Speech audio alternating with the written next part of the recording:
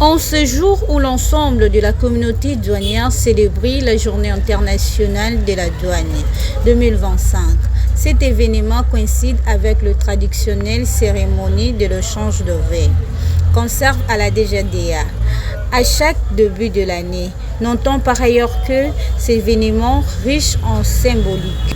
L'Organisation mondiale de la douane, l'OMD, a décidé que cette journée soit célébrée ce vendredi 24.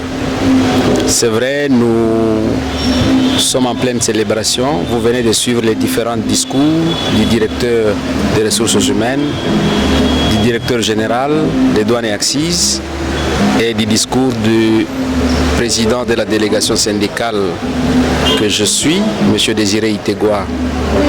En fait, la journée internationale de la douane pour cette année a été dédiée à une douane qui s'engage vers l'efficacité, la sécurité.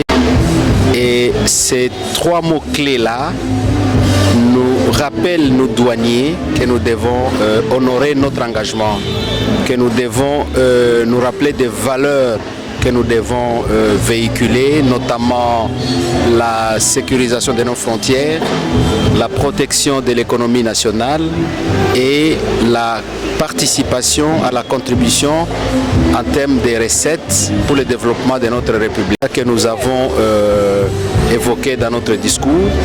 Nous en avons également profité pour rappeler aux douaniers leurs engagements, leur rôle en tant que douanière, en tant que douanier, parce qu'ils sont appelés à travailler, ils sont appelés à fournir suffisamment d'heures au travail en termes de respect des textes qui régissent l'activité de douane, apporter notre pierre à l'édification de notre pays.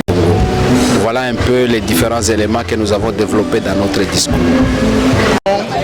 Qui nous ont été assignés et à la direction générale de nouvelles assignations et de 5 000 milliards à 7 000 milliards. Si je ne me trompe pas, de 39% des recettes à réaliser au courant de cette année 2025.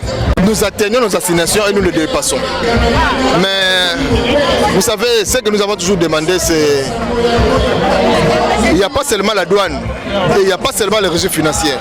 Il y a aussi les autres institutions qui peuvent aussi produire beaucoup d'argent. Mais la charge, je mets toujours aux régies financières. Toutes les organisations en République démocratique du Congo qui génèrent les services, qui génèrent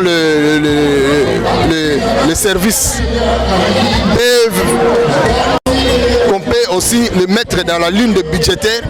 Ça serait une bonne chose, mais on ne peut pas seulement compter toujours dans les recettes, toujours des régies financières. Il faut compter aussi les autres. Il faut qu'on stimule aussi les autres secteurs, notamment les secteurs agricoles, le secteur du tourisme, tous ces secteurs-là. On doit quand même stimuler ces secteurs-là. Ça produit.